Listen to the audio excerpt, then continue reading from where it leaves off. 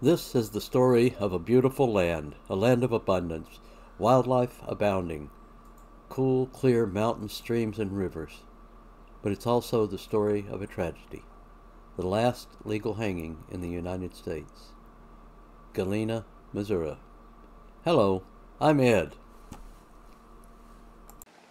Hi, I'm Jeannie.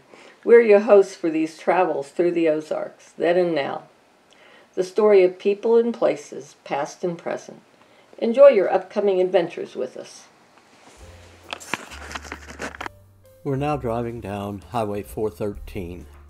413 is also designated Ozark Mountain Parkway. It's a very curvy road, lots of turns, S-turns, what have you. It was built back in the day when they didn't have the machinery we have today. It was built with wagons, men, horses, mules, dynamite, hand tools. And what they would do is chisel off the top part of the mountain and lay it down on the lower part to build up a road bed. It was dirt, then gravel. Later on it became chip and seal and paved. But it was still a ledge hanging off the side of the mountain. Even to this day, and you'll see that as we progress on down some of the places you could fall off. If you did allow your right front wheel, to get off the road right here, then your impulse would be to pull back to your left and pull hard to your left. Therefore, what would happen is you would start a roll down the hill. Many have died there. But motorcyclists love this mountain, love this road. They come in by the 2s, 4s, 20s, 30s, 50s, sometimes even a police escort with them. There's such a string of them. It's a major portion of fun for them. We're now looking at the James River. The James flows through Galena. It was one reason that Galena settled where it did. Pioneers were always looking for the fresh, clean water. James is a fast-flowing river. It flows shallow in this area, but it flows about 130 miles altogether. And if you wanted a nice canoe trip from Springfield, Missouri to Table Rock Lake, is about a 3-day canoe trip on the James. A lot of people take this trip. That bridge in the background is the Y Bridge. It's a very famous bridge on the National Historic Register, and we'll talk. But the Conservation Department takes good care of this area. They keep it clean. They keep licensees up. They check often. So we owe them a vote of thanks for the beauty of this area.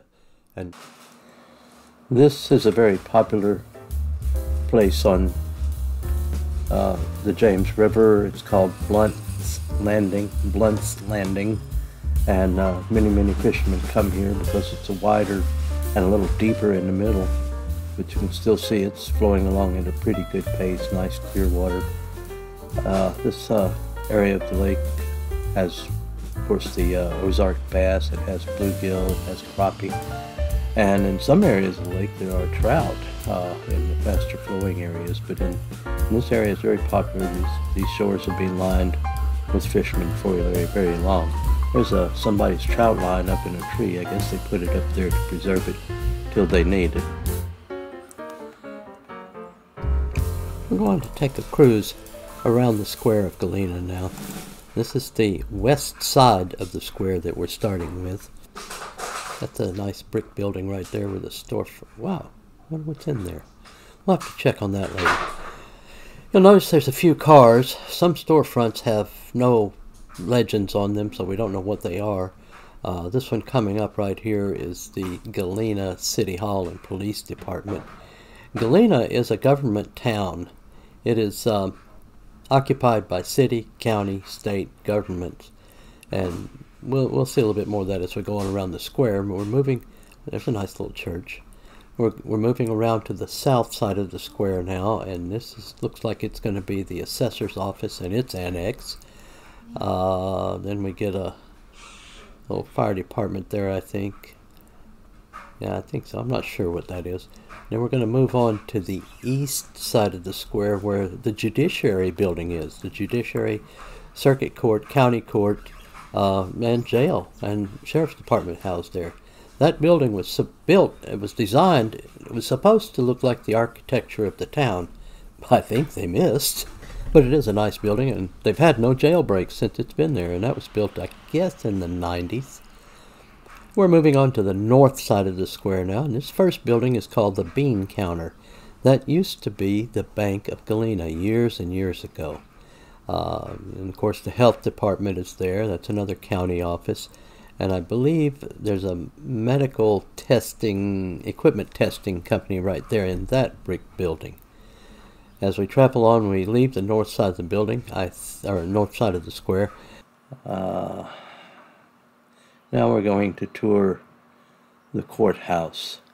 This is the south side of the courthouse, not the front. This is the back of the courthouse, and this is going to enter very much into the next segment of the video of the actual hanging that took place on the lawn here on the southeastern corner. Now we're coming up the east side of the courthouse.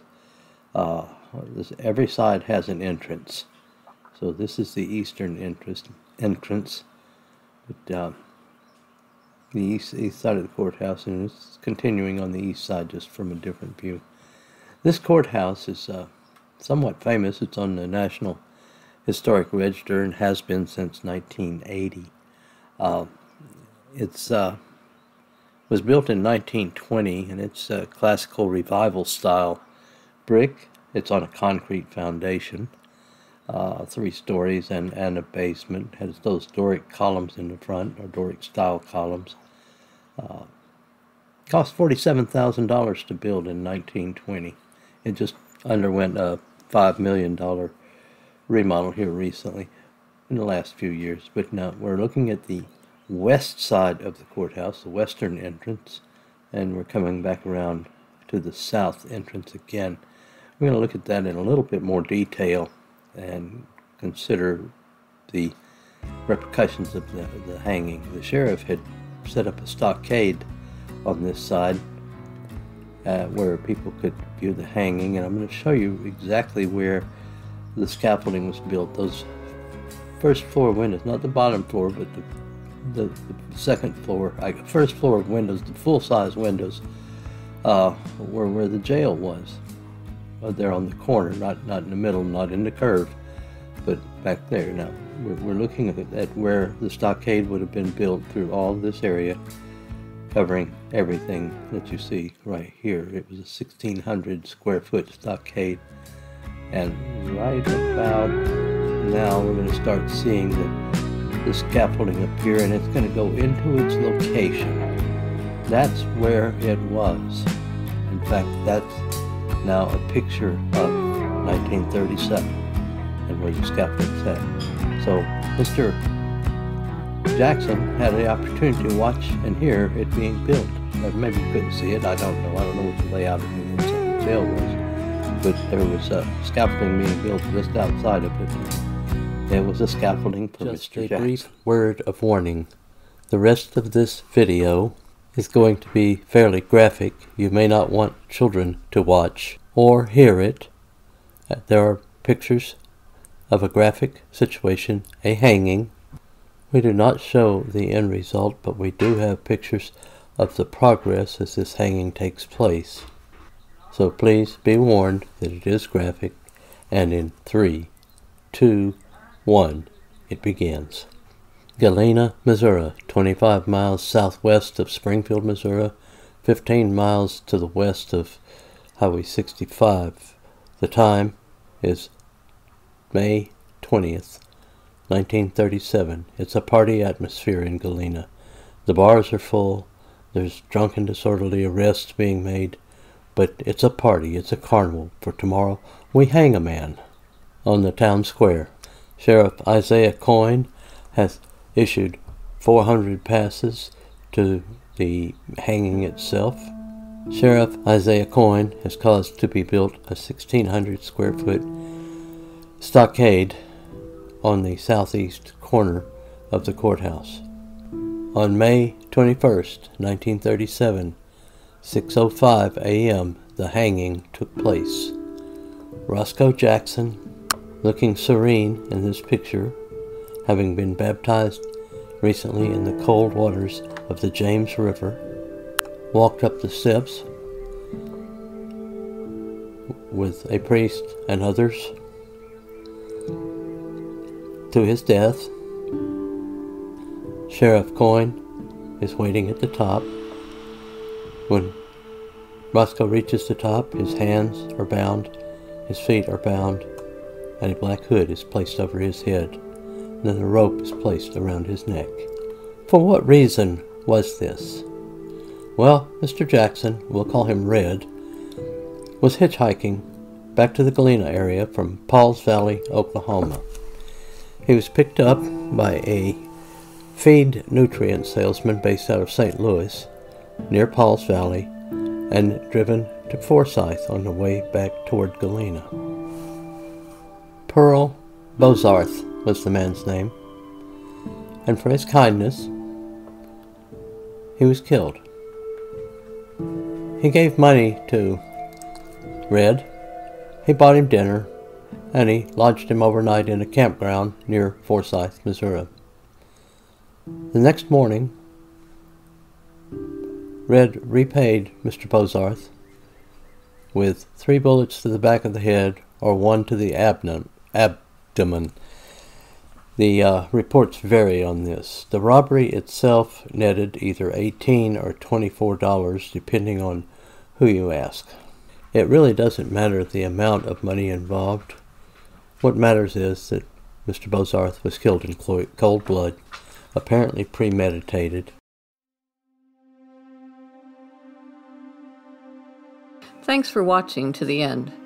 We do apologize for difficulties in sound and video in some places. This is our first attempt and we will get better. Please subscribe so you can see our upcoming videos of people and places then and now in the Ozarks. We have many more coming and we can only be successful with your help. Our special thanks go to Julie and Barb at the Stone County Historical Society in Crane, Missouri, and to the fine ladies of the Stone County Library. Without the help of these people, our research would have been impossible. Thank you, ladies. We are grateful. So please leave your comments, good, bad, or indifferent, and we will try to reply. And please do remember to subscribe.